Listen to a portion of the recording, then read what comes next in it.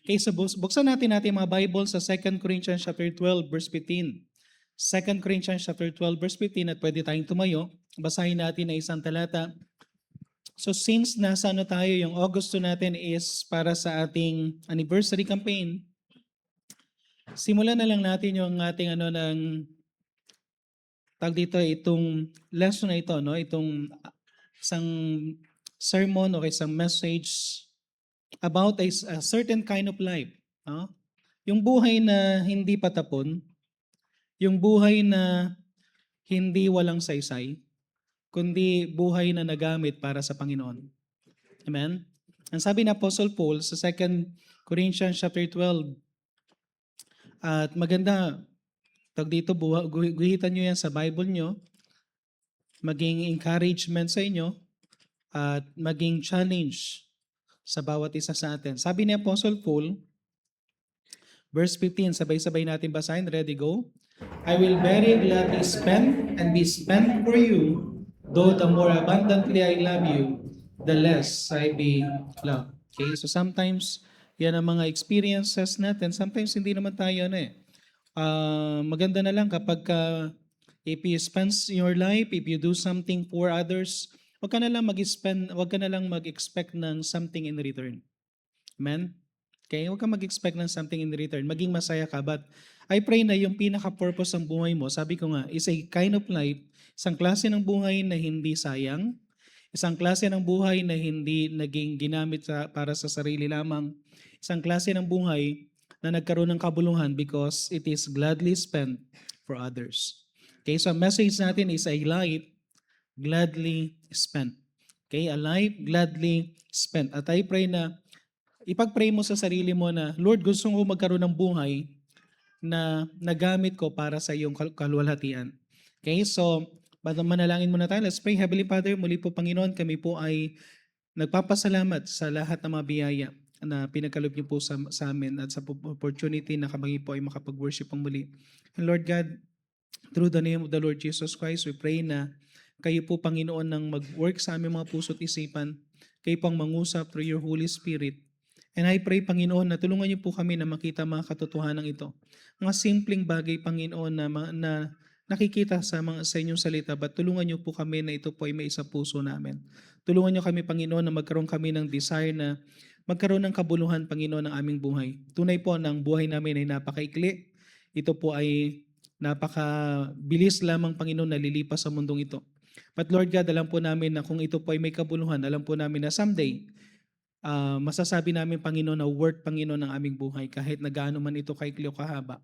At alam namin, Panginoon, na ito po ay nagamit niyo po para sa inyong kalatian. Pagpalain niyo po, Panginoon, ng mensahe. Dalayan ko rin po na patawarin niyo rin po kami sa aming mga pagkakasala. Patawarin niyo po kami upang maging karapat-dapat sa inyong harapan at bigyan niyo rin po kami ng kalakasang pisikal para kami po, Panginoon, na makapanambaan ng maayos po, Panginoon. Ito na po aming samudalangin sa pangalan ng Panginoon Jesus. Amen. Okay, pwede tayo mo po. Okay, so yung word na gladly spent, no? Gladly spent. Sometimes pag tinignan mo yung word na gladly spent, paano mo masasabi, no, mga tao, pag tinanong mo sa ng tao, paano mo masasabi that your life is gladly spent? Okay, so para sa kanila, their life is gladly spent if they spend it something na nakapagpaligaya sa kanila, no? Something na para sa kanilang sarili na nagbigay ng tawag dito, ng joy, nagbigay ng something na parang feeling nila yung na-enjoy nila yung buhay nila. Okay? So, madalas yan ang pinaka-think mentality ng mga karamihan ng tao. At walang masama na enjoy natin ang buhay natin. Walang masama na from time to time na tawag dito yung i-treat mo yung sarili mo. Amen? But kailangan natin ipaalala bilang isang Kristiyano, hindi tayo nabubuhay para sa sarili lamang natin. Kaya nabubuhay tayo para sa Panginoon. Okay? So, makikita natin dito na sa konteksto ni Apostle Pablo, nang sinabi niyang sa 2 Corinthians chapter 12 verse 15, I will very gladly spend and be spent for you. Ito ay isang klase ng buhay na in-spend niya hindi para lang sa kanyang sarili, kundi para sa ibang tao. Okay? As a Christian, dapat makita natin to, no? Kung ikaw ay Kristiyano na, kung ikaw ay ligtas na, sana makita mo ang buhay mo in a different in a different vision. Yung bang wag mong tinitingnan lang na parang kung ano ang tingin ng ibang tao. Tingnan natin kung ano ang gusto ng Panginoon na tingin natin sa buhay natin. Okay? For example, tinitingnan ba natin, nakikita mo ba ang purpose ng Panginoon sa mga blessing na binibigay ng Panginoon sa iyo? Every time na binibigyan ka, anong mga blessing na binibigay sa iyo ng Panginoon? Kalakasan. Binigyan ka ng buhay ng Panginoon. Paano mo gagamitin yung buhay mo? Okay? So binigyan ka ng kalakasan ng Panginoon, binigyan ka ng opportunity na magising, then do not just spend it for yourself, but spend it to God. Unahin mo ang Diyos, pasalamatan mo ang Diyos, manalangin ka sa Diyos. Okay? Magkaroon ka ng personal touch sa Panginoon. At the same time, kung binibless ka ng Panginoon ng kalakasan, binibigyan ka ng Panginoon ng pananalita, then gamitin mo yung salita mo in a right way. Yung bang pag nagsalita ka, nakaka-encourage. At gamitin mo yung salita mo para mag-share ng salita ng Diyos, mag-share ng gospel. Okay? Pag blinas ka ng Panginoon ng kalakasan habang malakas ka, okay, huwag kang mag-decide na pupunta ka ng church kapag nasa wheelchair ka na. Amen? Huwag kang mag-decide na magbibigay ka ng gospel tracts kapag crippled ka na. Hindi mo na kaya. Hanggat meron ka any blessing, at binigyan ka ng blessing materially, binigyan ka ng financial blessing, then use it properly, na nagamit mo ito hindi para lang sa sariling kapakanan, kundi para na rin sa Ebanghelyo. Okay? You need to also to align your hearts. I-align din natin ang ating heart sa Panginoon. Kapag tayo kapag nabubuhay tayo dito sa mundong ito at habang nandito tayo sa mundong ito, dapat yung heart natin ay nakatugma sa puso ng Panginoon. At anong nasa puso ng Panginoon? Kung tatanungin natin ano ang nasa puso ng Panginoon ngayon, ang nasa puso niya pa rin hanggang ngayon is kaligtasan ng hindi paligtas. Okay? Ang nasa puso pa rin ng Panginoon is kung paanong lahat ng mga tao makarinig ng Ebanghelyo. Kaya I thank God sa Ministry Asia. One of the thing na ginagawa sa Ministry Asia is sa pamagitan ng yung initiative ni Brother Niranjan together with other churches na nagpa-partnership sa Ministry Asia. Ang pinaka-goal is makapag-print ng maraming Bible para lahat ng mga tao sa mundo. Okay? Especially the whole Asia. Kasi ang Asia ang pinaka-populated place na mabigyan lahat sila ng sarili nilang Bible.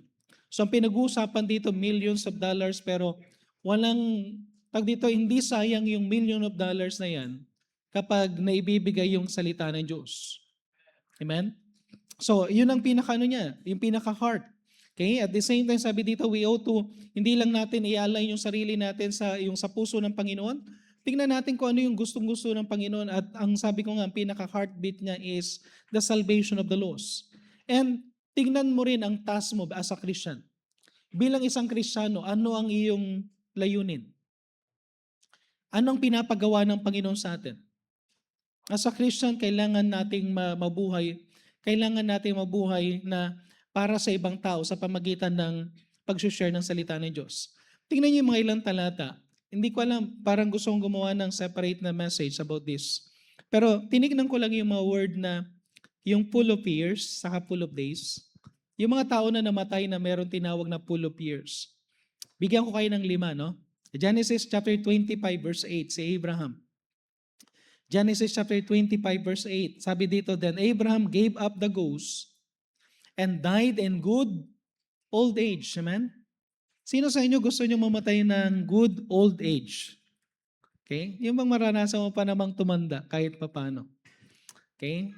Kahapon nandun ako kila Pastor Estipona, no? Bumili lang tayo ng maliit na cake tapos bigay ng gift natin sa kanya. At nagulat ako, ano na pala si Pastor Estipona, 65 years.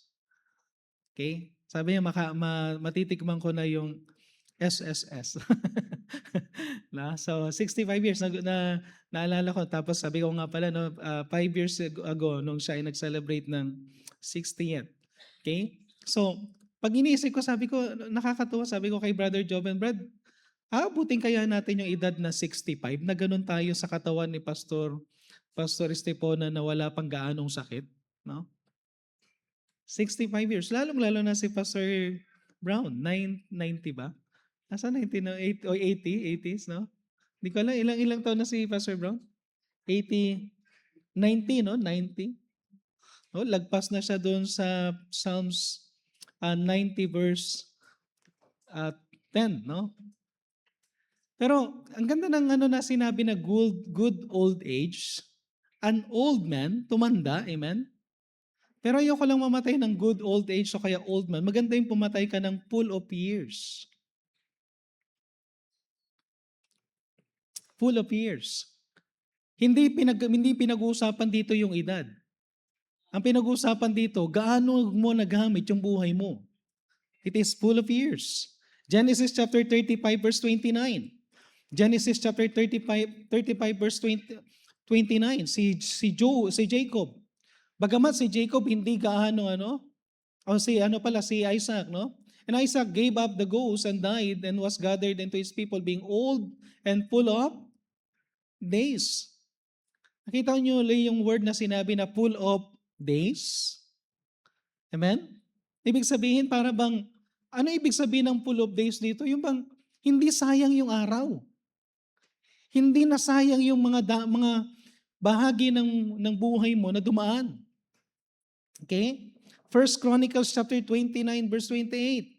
First Chronicles chapter 29 verse 28. And he died in good old age. Okay? Si David, full of days, riches, honor, and Solomon his son reigned in his stead, no? So again, makikita uli natin si David, bagamat meron siyang tawag dito yung good old age din, at the same time yung riches and honor, nakita sa buhay niya, pero sabi rin dito meron din siyang full of days. Amen? Full of days.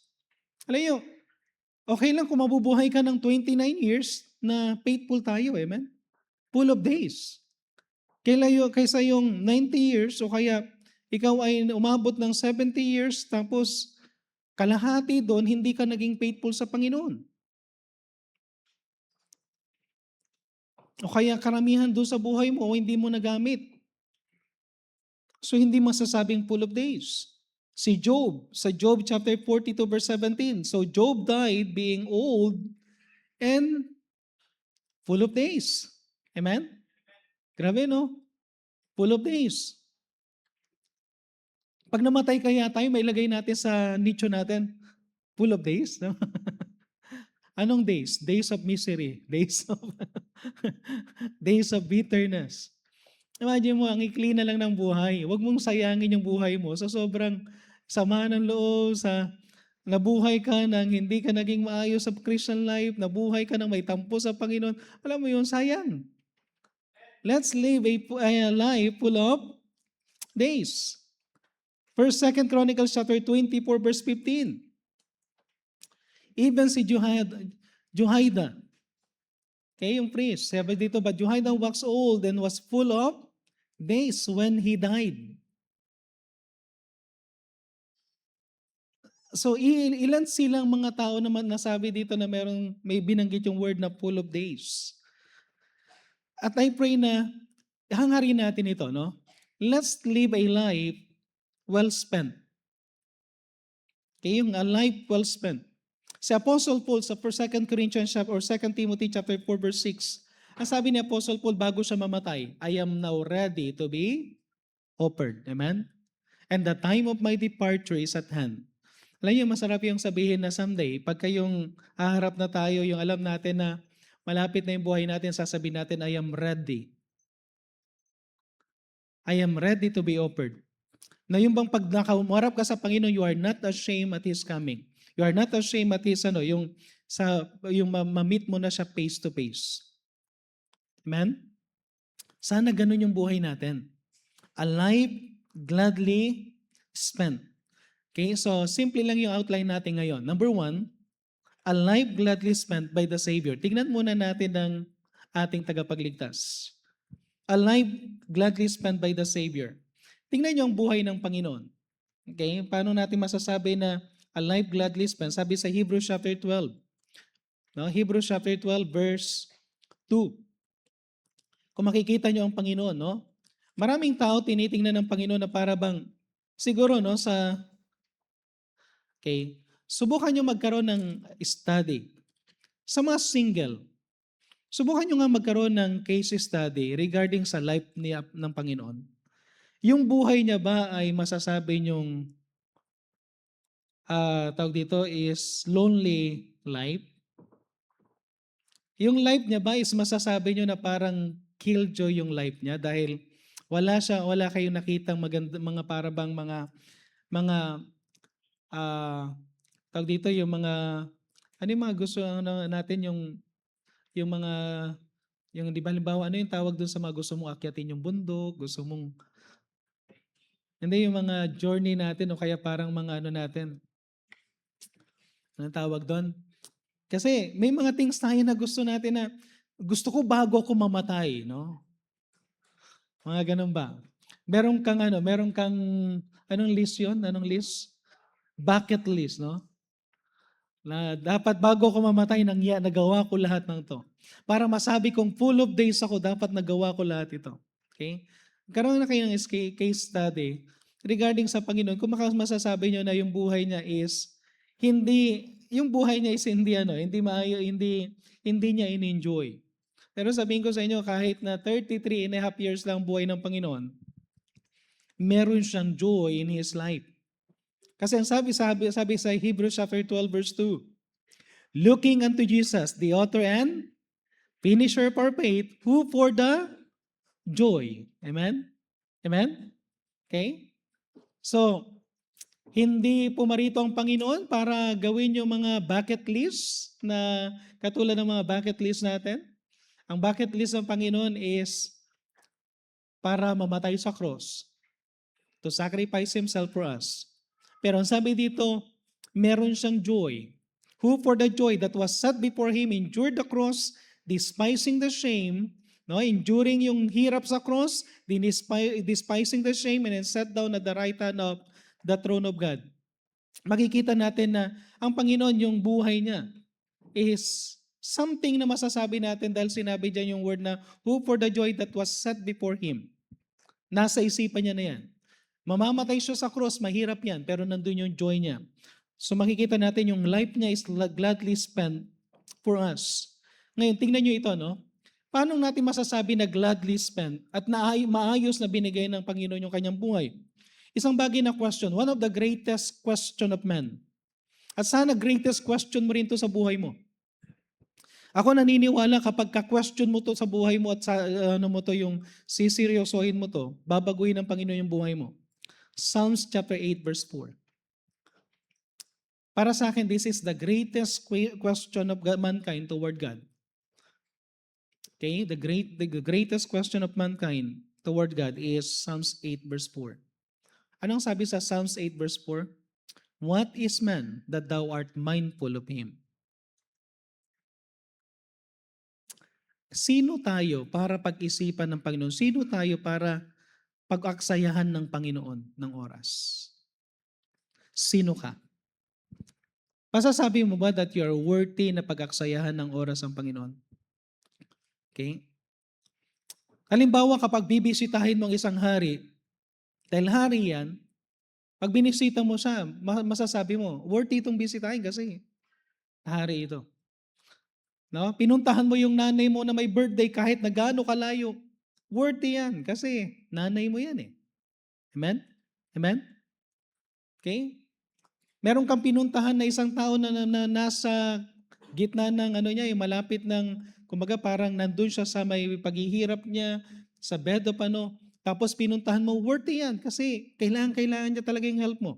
Pero tayo, worthy ba tayo?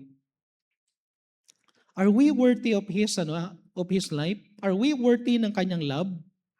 Are we worthy ng kanyang blood? Samantalang sabi sa Bible, we are just sinner. Tingnan nyo Colossians chapter 1 verse 16.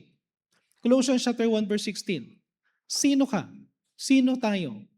Ang sabi dito, for by Him were all things created that are in heaven and that are on the earth, visible and invisible, whether there be thrones or dominions or principalities or powers. Tingnan nyo to. All things including us, including you, were created by Him and for Him. We are created by Him and for Him. Tingnan nyo to ha. Tayo ay nilikha ng Diyos nilikha ng Diyos at the same time, nilikha niya para sa kanyang sarili. Pero, sino tayo? Anong klase tayong nilikha? Nilikha tayo ng Diyos, pero nilisan natin ng Diyos. Nilikha tayo ng Diyos, pero wala tayong panahon sa ating tagapaglikha. Nilikha tayo ng Diyos, pero hindi tayo maging faithful sa lahat ng services, samantalang siyang nagbigay sa atin ng lahat.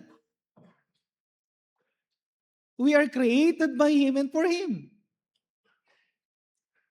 And honestly speaking, kahit na gaano tayong katapat, kahit sa lahat ng paglilingkod na masasabi natin, isang bagay na masasabi ko rin maano ko lang din, kahit na sa daming ginagawa para sa Panginoon, dahil marami tayong mga bagay na pagkukulang sa Kanya, kasalanan natin sa Kanya, mga bagay na we are not worthy.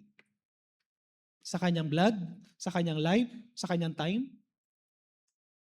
And yet, minahal pa rin tayo ng Panginoon. Amen? We fail to seek Him. We fail to walk on His ways. Pero nandyan pa rin siya. Tingnan niyo ang Romans chapter 3 verse 10 to 12. Romans chapter 3 verse 10 to 12.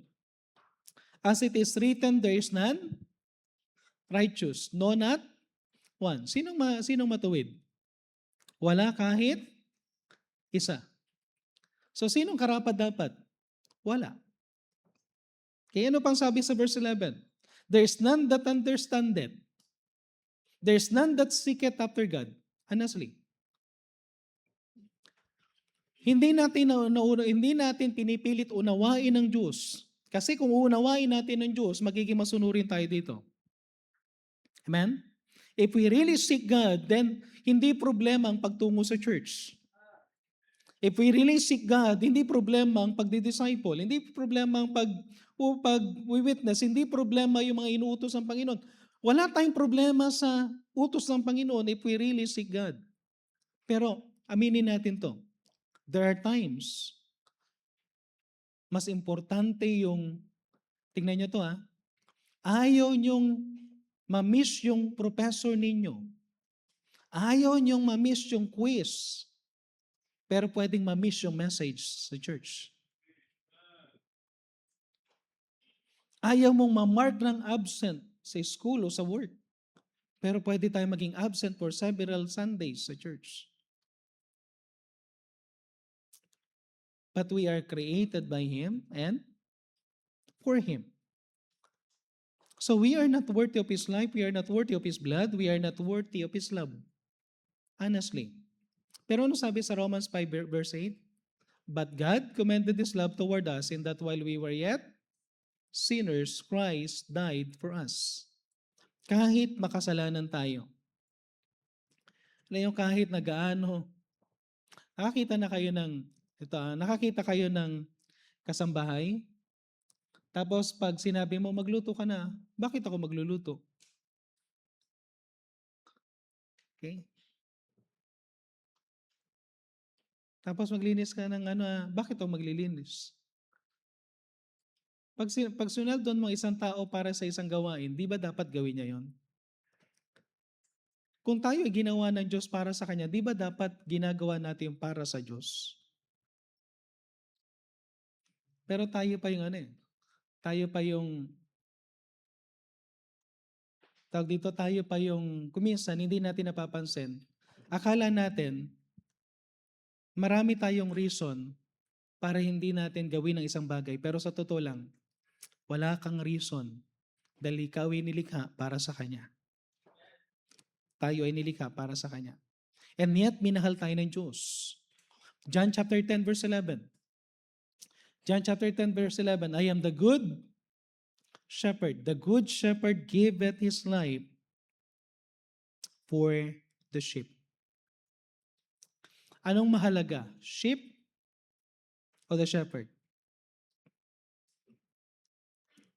Okay? Honestly, pag nakakita kayo yung tupa ninyo kinakain ng leon, anong gusto nyo? Kainin ng leon yung tupa? O ikaw ang makain ng leon? Siguro kung pamimiliin tayo, ang gagawin natin, okay na yan. Makain na lang yung Leo ng yung tupa kaysa makain ako. Pero ang Panginoon iba eh. He giveth His life for the sheep. Pinakita niya kung gaano tayo kahalaga kahit wala tayong halaga. Pinakita niya kahit na binibigyan niya tayo ng halaga, kahit na kung tutusin, wala naman tayo talagang halaga. Pero binigay niya pa rin ang buhay niya. Mark chapter 9 verse 35 to 36. Tingnan niyo yung Mark chapter 9 verse 35 to 36. Anong klase ang gaano ng Panginoon? And Jesus went about all the cities and villages. All the cities and villages. Teaching in their synagogues, preaching the gospel of the kingdom, and healing every sickness and every diseases among the people. Okay? Makikita niyo ang Panginoon na He is very busy for others. Ako personally, nagkakaroon ako ng adjustment. Sandami kong adjustment. May mga things kami na mga ginagawa ngayon na sa church, pero adjustment lang, no? Kasi sunod-sunod eh. Kakaroon ako ng, pag-pray nyo yung Bible Institute namin kasi meron kaming 2 foreigner eh, sa India. So ang hirap na nito ngayon, no? Mag-i-English yung, pwede bang mag-interpret na lang ng English, no? Okay? So preparation, ang daming preparation. Tapos may masteral pa sa school. Tapos yung ginagawa namin and I thank God for members na nagdi-disciple. Yung mga nagbibisita. Maraming salamat at sana madagdagan pa yung mga nagbibisita. Okay? So nagkaano kami ng spend ng mga time at para bang dito yung nagano kami ng stretch ng time para may mga pinupuntahan. May mga pinupuntahan tayo ngayon ng mga members na hindi na nakakapunta sa church, mga umaten sa church sa mga bago. So iniikutan. So pag-pray natin na bawat Sunday school din at saka bawat member sa church, magkaroon kayo ng somebody na i-disciple. Amen? Okay? Pero sabi dito sa Panginoon ng Panginoon, balik tayo sa Panginoon. Umiikot siya. At tingnan niyo sinabi niya sa verse 36, tingnan niyo yung heart niya. Sa verse 36, but when he saw the multitude, he was moved with compassion on them because they fainted and were scattered abroad as sheep having no shepherd. Tanungin natin ang Panginoon, a life well spent by the Lord, alam niyo kung anong klase ng life? A life focus sa ibang tao. Not to ourselves alone. No, hindi lang sa atin, sa sarili natin. Nakapokus sa iba. Okay?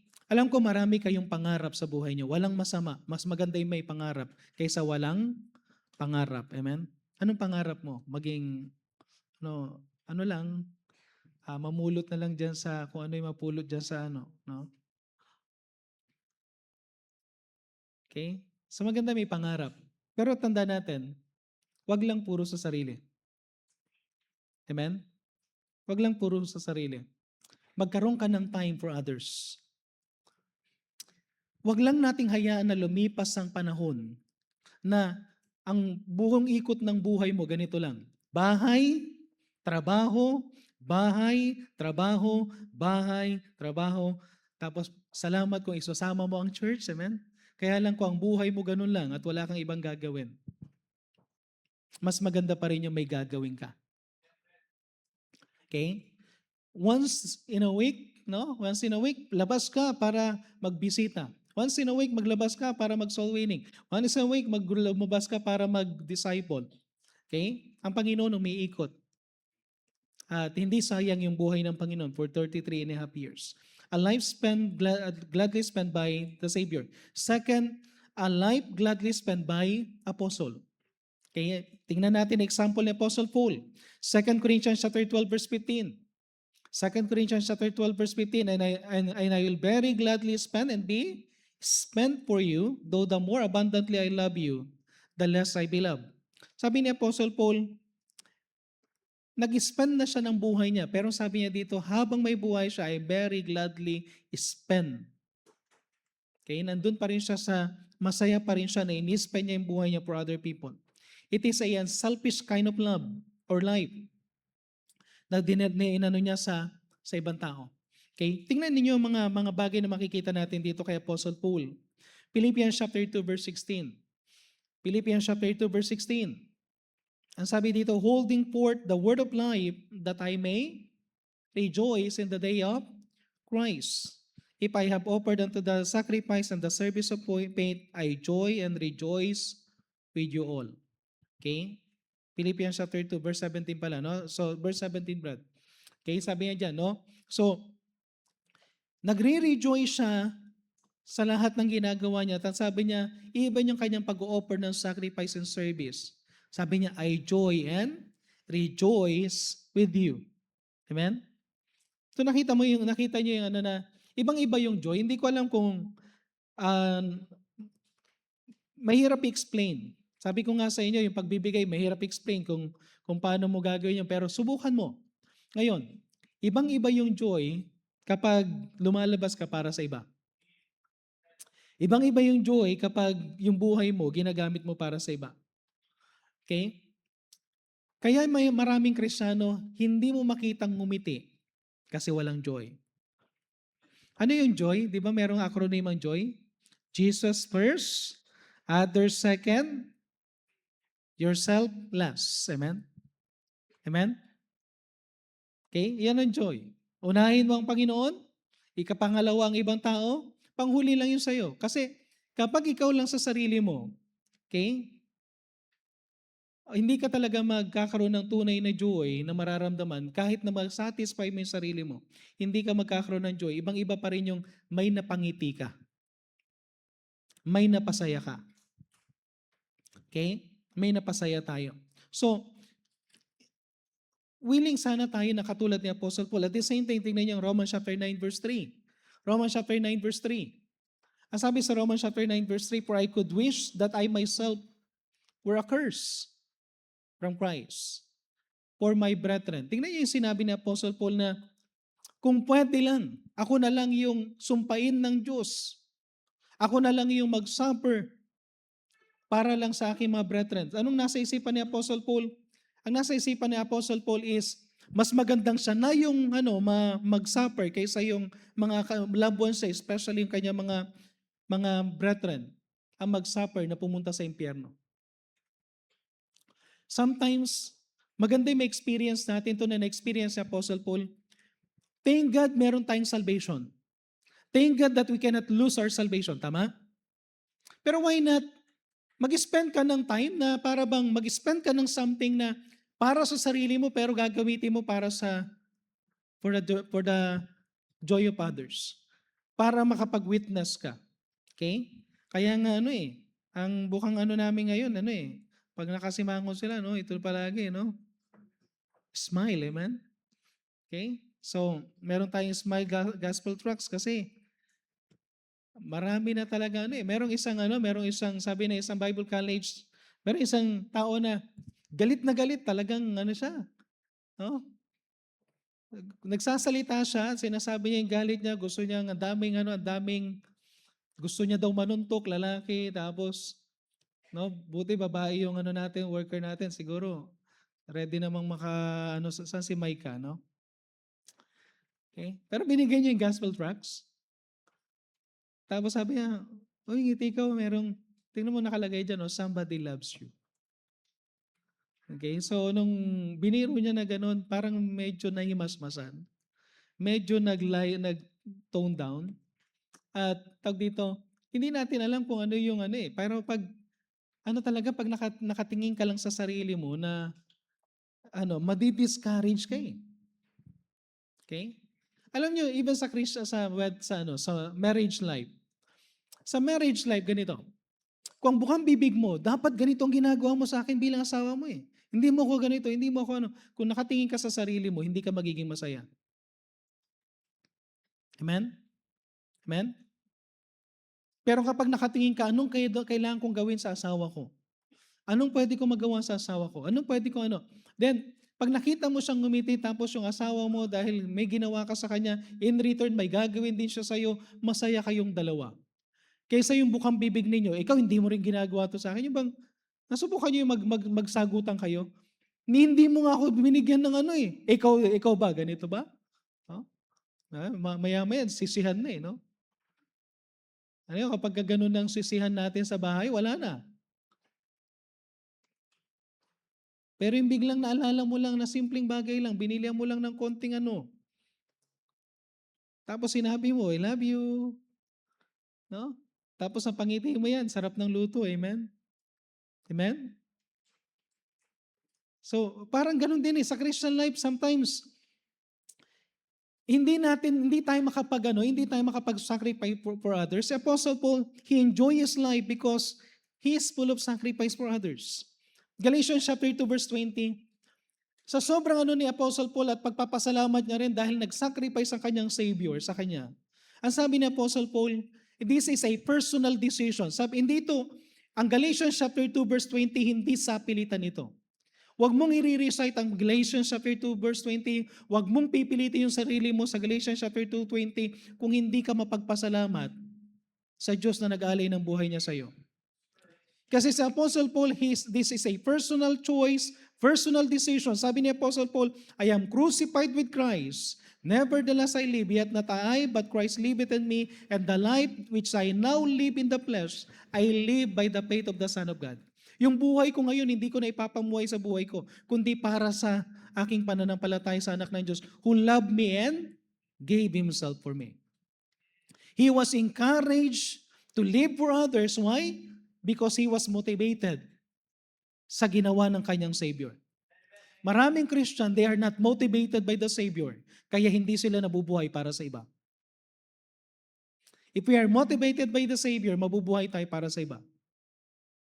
Kahit na gaano ka sakit yung katawan mo, kahit na gaano yung nararamdaman mo na pero pipilitin mo pa rin ng umiti, pipilitin mo pa rin mag-meet ng tao, pipilitin mo pa rin na yun ang magbibigay sa iyo ng joy. Amen? At ang sabi ni Apostle Paul, yung determination niya, Acts chapter 20 verse 24. Tingnan niyo yung kanyang mga verses.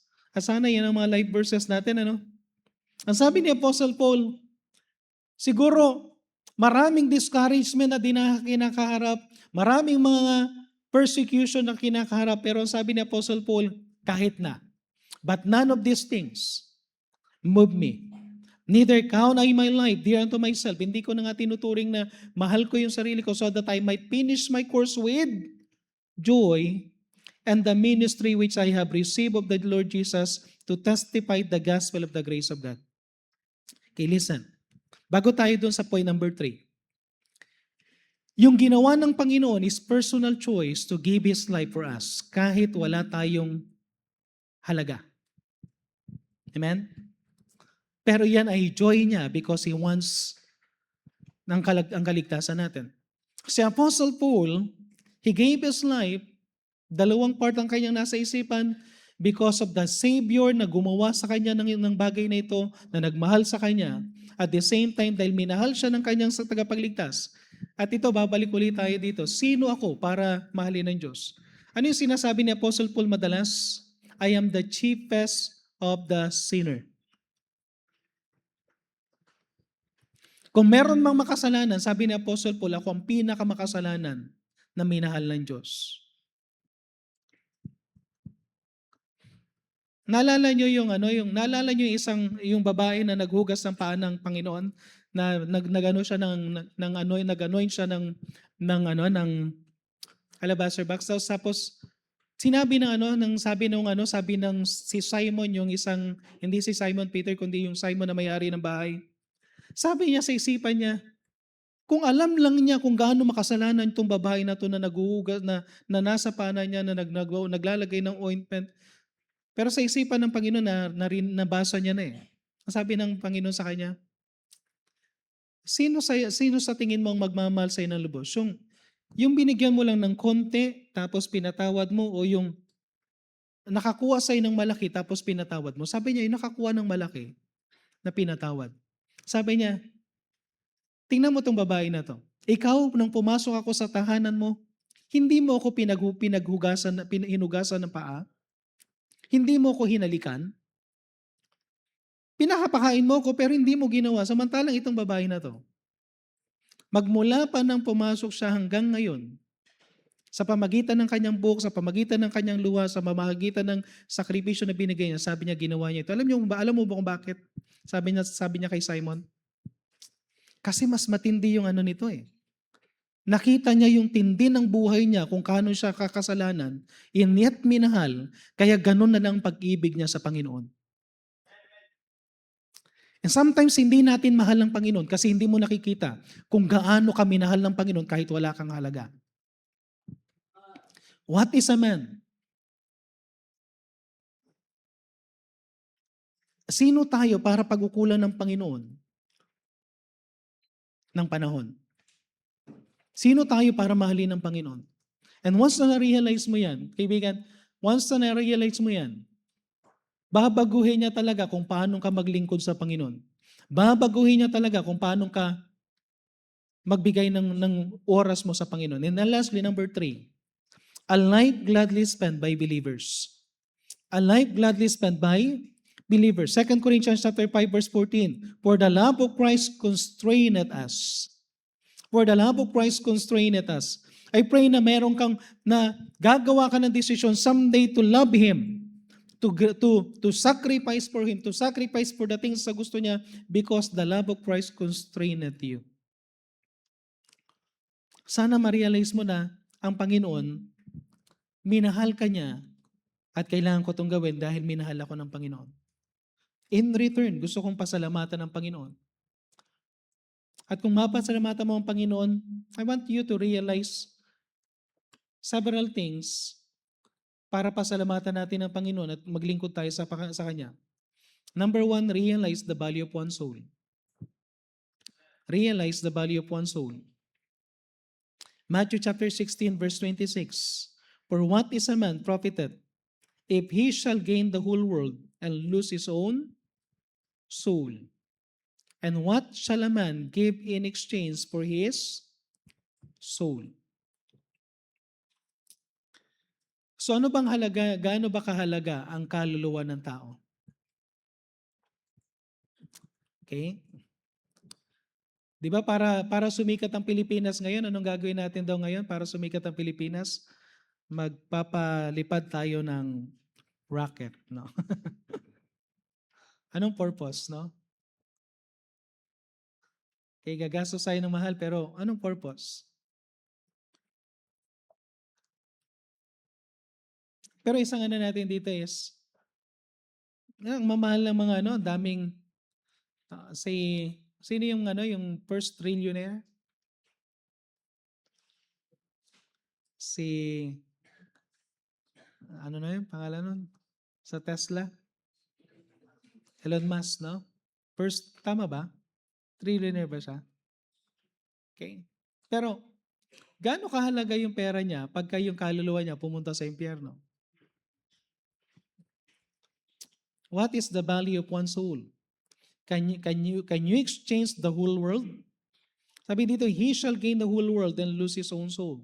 What shall a man give in exchange for his soul? Kahit na mag-gain mo ang buong mundo, hindi yan matutumbasan ang kaluluwa mo. Your soul is more important. Realize the purpose of your salvation. Ma-realize mo yung gaano kalagang pangalawa, yung purpose ng salvation. Bakit ka niligtas ng Panginoon? Hindi lang para pumunta sa langit. Kasi kung ang purpose ng Panginoon para pumunta ka sa langit, para magkaroon ka ng salvation, then sana nung naligtas ka, patay ka na. Pero hindi ka papatay eh. Okay, sino sa inyo nagsa-celebrate na kayo ng 10 years, more than 10 years ng salvation? Taas ang kamay. More than 10 years of salvation. Taas ang kamay. Okay, ako nagsa-celebrate na ng 1995, 30 years of salvation. Okay? So 31 years na ngayon, 2026. Pero imagine mo, no? Nung 1995, sana nung nasave ako, patay na ako kung walang purpose yung salvation ko na maliban sa pagtungo ko sa langit. Pero bakit hinahaba pa ng Panginoon yung buhay mo? Bakit pinapahaba niya pa? Okay? Bakit gusto ng Panginoon na humaba pa yung buhay mo? Bakit may kalakasan ka pa? Bakit malusog ka pa? Bakit kahit na may karamdaman ka, buhay ka pa rin hanggang ngayon?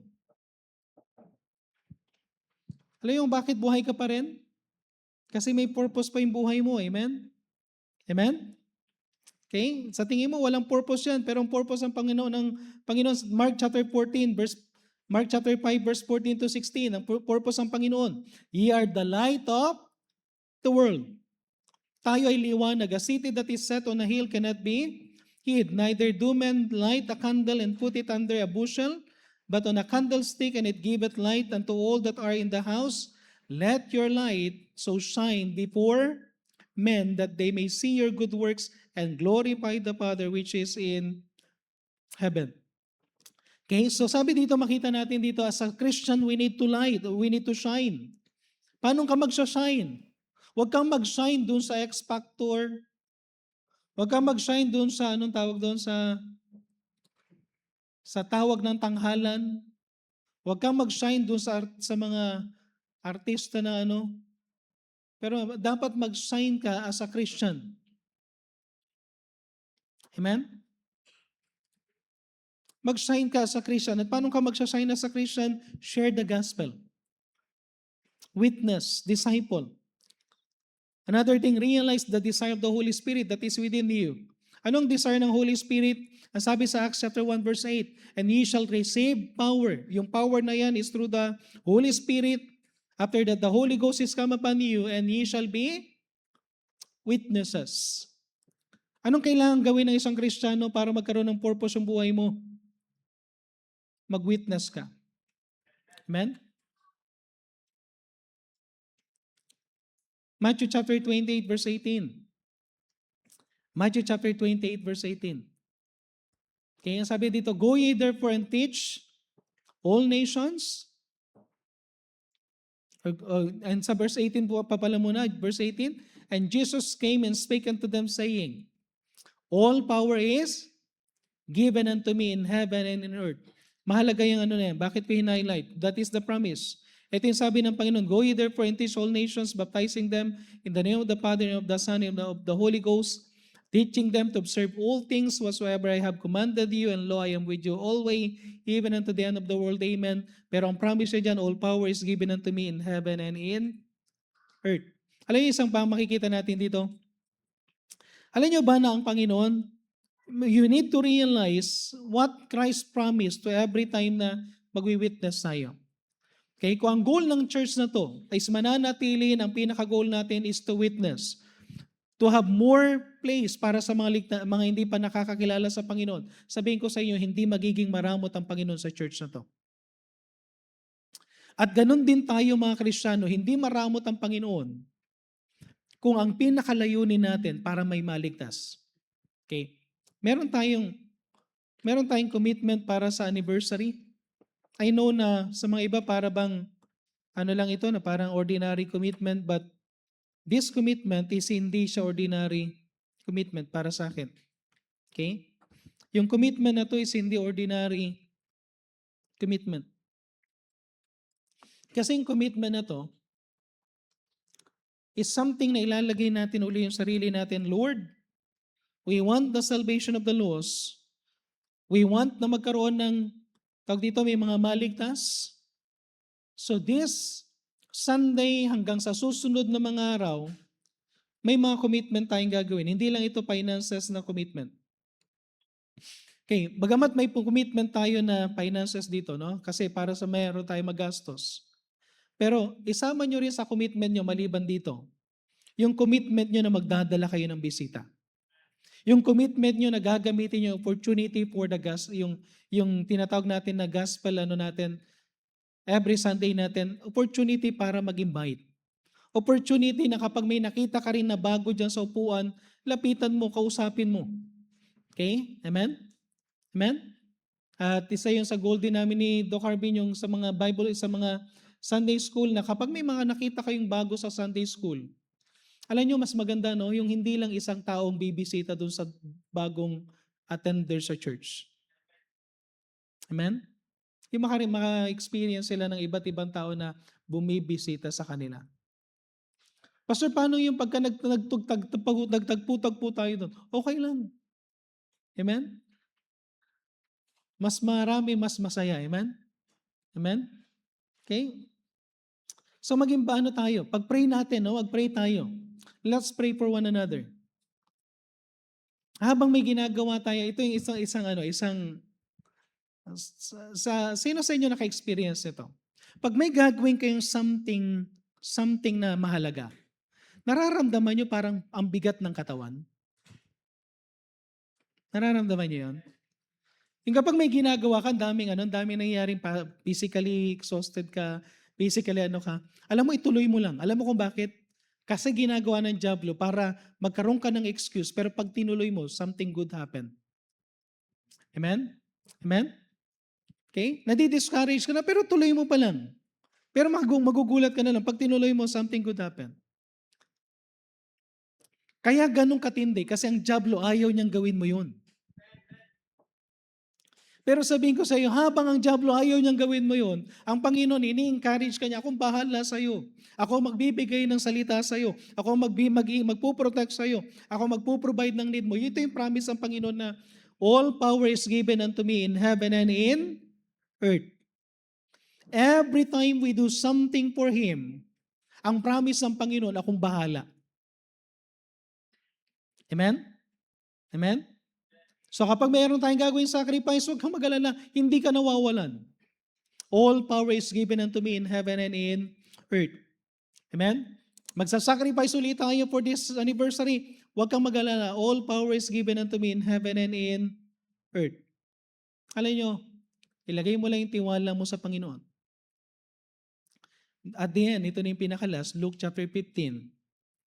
Hindi ako makaget over dito sa Luke chapter 15 verse 4 and 5.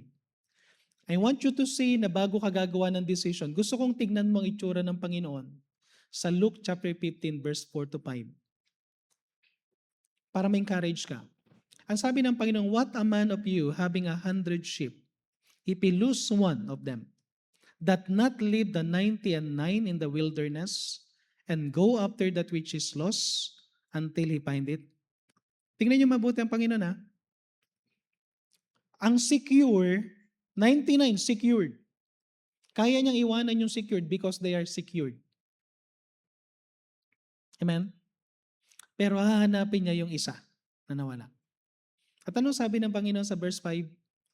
At gusto kong tingnan niyo itong itsura ng Panginoon dito. Sabi ko nga sana makaano ako ng magandang klase ng painting na para hindi pakita yung yung bang na or picture ng when he had found it, he laid it on his shoulders rejoicing.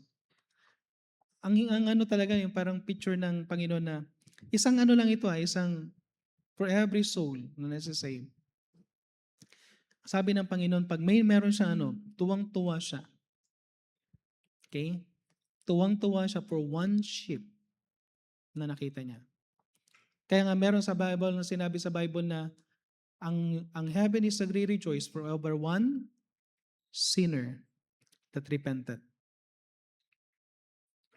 Kung wala kang time para mag-witness, kung wala kang time para mag-share ng gospel, kung wala kang time para magbigay ng gospel tracts, si Brother Rodolfo, nalaman ng Laloma Baptist Church because of the gospel tracts sa tricycle nila Brother Edward.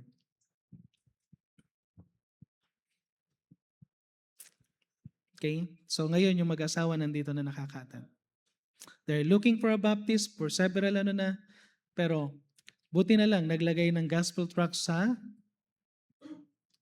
tricycle. Okay? Maglagay kayo ng gospel tract sa tindahan, sa tricycle, sa kotse. Amen? Sabi ni Pastor Doug, meron daw isang lalaki merong isang umatin sa church, nakakuha ng gospel tracts.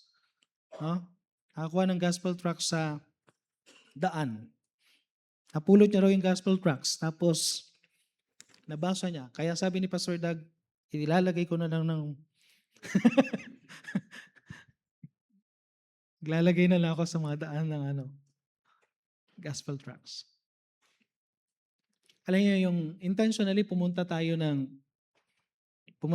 library kahit hindi ka nagla-library.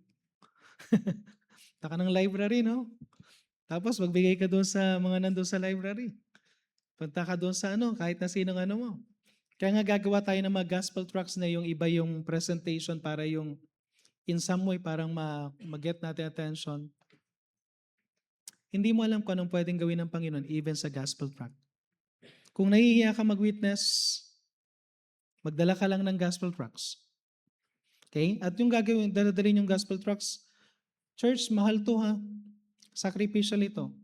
Huwag niyong ilalagay sa kung saan-saan tapos nakukusot. Ilagay niyo sa something na may yung something na pag nilagay niyo is hindi makukusot. Tapos pag ibibigay niyo naman dun sa pagbibigay niyo malutong-lutong pa. Amen? Amen? Hindi yung nakusot-kusot na ha. Amen? Simula ka sa ano? Magsimula ka sa simpleng ito. Sana wag nating palipasin ang buong araw ay ang buong linggo na wala man lang tayong nagawa para sa Panginoon. Amen? Okay? So whatever sacrifice na gagawin natin, make sure that you are doing it for the Lord. Huwag na lang tayo magkunwari. Tutuhanin na natin. Amen? Amen? Tutuhanin na natin. Okay? So may gagawin tayo, tutuhanin na natin. So let's sacrifice for the Lord. Okay? Inihiling ko na isa sa bagay na sa ano natin is, una, please pray for pag-pray natin ng member ng church, the whole membership ng church. Kasi pag may anniversary, may nangyayari, di ba? So pag-pray natin yung bawat isa. Pag-pray nyo kami mga nasa full-time. Pag-pray din namin kayo. Then, mag-invite tayo, amen? Let's invite. Pag-pray natin yung radio station natin kasi hindi natin pa ma-secure yung 107.1. Sayang, no? Hindi pa secure 107.1. Pero magsisimula na kaming ulit mag-usap para ayusin yung sa Anchor app, the Anchor app, para hindi man mag-work sa sa ngayon, at least mag-work naman sa mga cellphone. Namin yung code, no? Hindi pa namin to na filter. Ini-encourage kayo mga nasa orchestra, listen. Okay, you need to listen doon sa kung may panahon kayo. Tapos tandaan niyo yung mga songs na alam nyo hindi maayos, i-remove natin. Ano yung mga magagandang doon, yun ang ilalagay natin. So, ipipilter natin yung 7,000 songs na pinapatugtog 24/7. Alam nyo ba na magmula nung hindi pa pinapatay yan hanggang ngayon? Kaya sa mga board of trustees, mag-meet po tayo na one time. Ang ko lang is gagawa tayo ng tawag dito yung solar power. Kailangan natin ng solar power na hindi na natin iisipin yung gagastusin ng aircon at buong facility, yung buong equipment kasi 24/7. Gusto niyang masira yung equipment na hindi na pinapatay kaysa yung masira na hindi ginamit. Okay, so yan lang natin yan at dito, later on pag-pray natin na magamit natin yung solar power hanggang dun sa academy para hindi tayo dito yung mga expenses. Pero pag-pray nyo yan. Yan ang another way, no? Pwede mo i-share. Makinig ka sa na to, sa radio station na to. At ang gagawin natin sa radio station, from time to time, merong sharing ng gospel. So makikinig sila sa Christian song at the same time meron silang sharing ng gospel. Okay? So, church, anong klaseng buhay ang gusto mo? Gusto natin is a life well spent. Okay? A life spent, yung gladly spent. Gladly spent. Especially for the sake of the gospel. Because the Lord gladly spent His life. That the apostles and early Christians, they also gladly spend their life.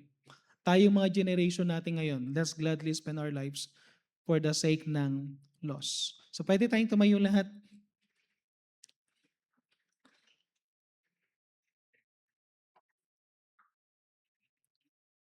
Okay?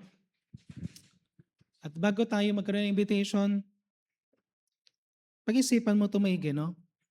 Yung Psalms chapter 8 verse 4, what is a man that thou art mindful of him? Sino ka para para pag-aksaya ng panahon ng Panginoon? Sino ka para mahalin ng Panginoon? Sino tayo? At paalala ko sa inyo palagi na we are created by Him and for Him. So, I know marami kayong reason. Busy tayo sa work. Maraming mga pero hindi reason para hindi tayo magbigay ng time for God. So habang tumutugtog ang ating pianist, hindi na natin patatagalin. If God spoke to our heart, nakita mo na yung buhay natin is, although hindi tayo worthy, although hindi tayo, kumbaga makikita natin na yung buhay natin is, hindi naman ganun ka, masasabi natin na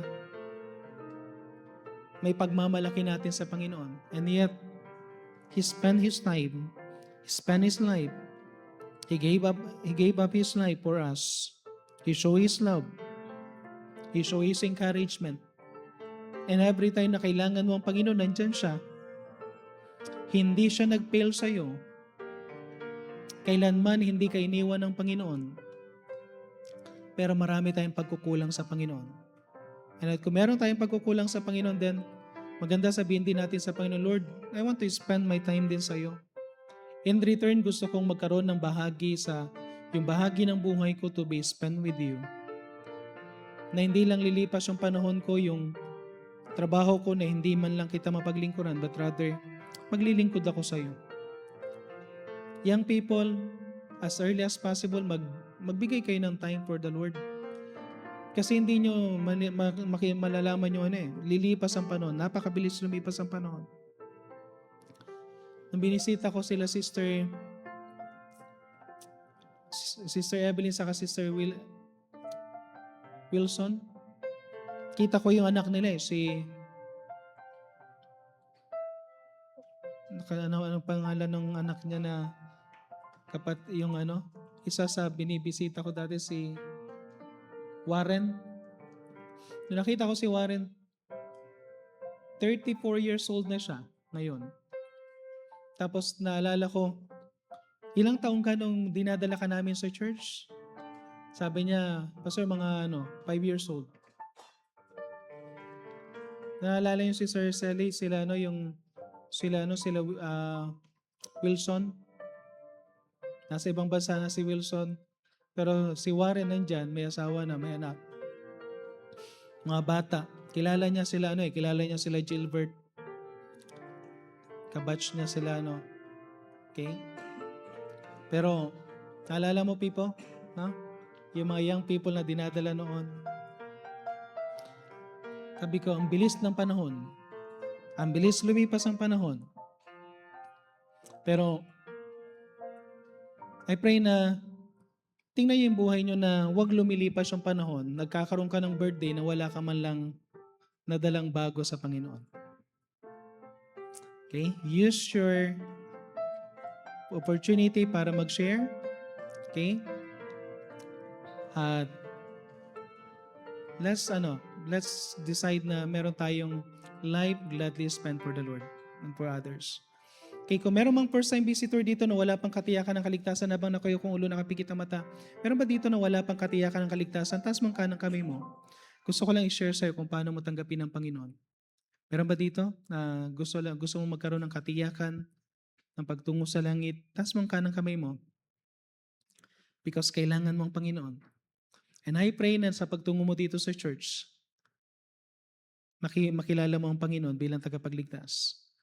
At doon sa mga nakaka-attend dito sa church, if you're looking for a church na alam mo na kung gusto mong yung ma-challenge ka to